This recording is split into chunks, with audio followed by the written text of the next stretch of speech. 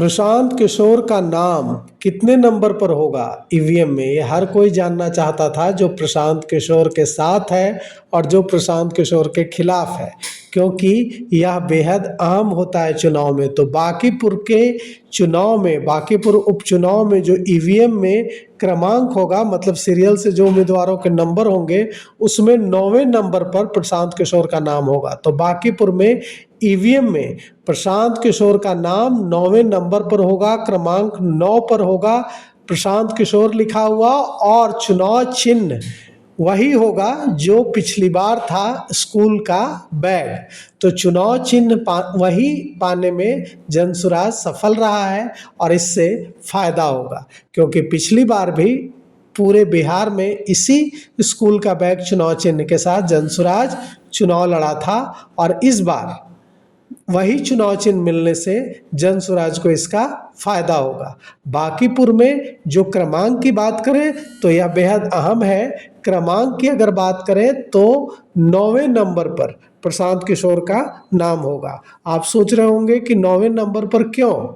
तो 9वें नंबर पर इसलिए क्योंकि दूसरी जो राष्ट्रीय पार्टियां हैं उनके उम्मीदवार का नाम ऊपर होगा। उसमें कई सारी चीज़ें महत्व रखती हैं, कई सारी चीज़ें भूमिका निभाती हैं। जैसे सबसे बड़ी बात होती है कि जो राष्ट्रीय पार्टी है वो उसका उम्मीदवार का नाम ऊपर रहेगा।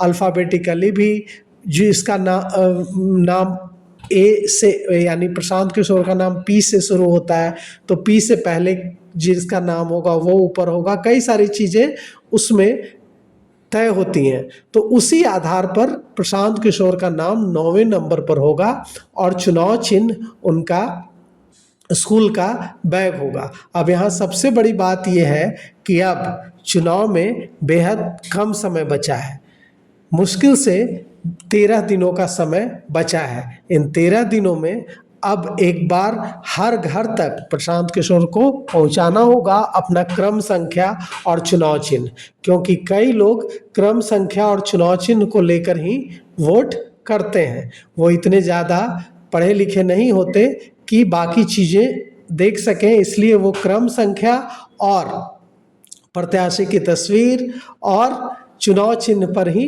वोट करते हैं। तो अब पहले तो प्रत्याशी की तस्वीर नहीं होती थी, अब प्रत्याशी की तस्वीर भी ईवीएम पर होती है। साथ ही साथ चुनाव चिन्ह स्कूल का बैग फिर से मिलने से प्रशांत किशोर को फायदा होगा।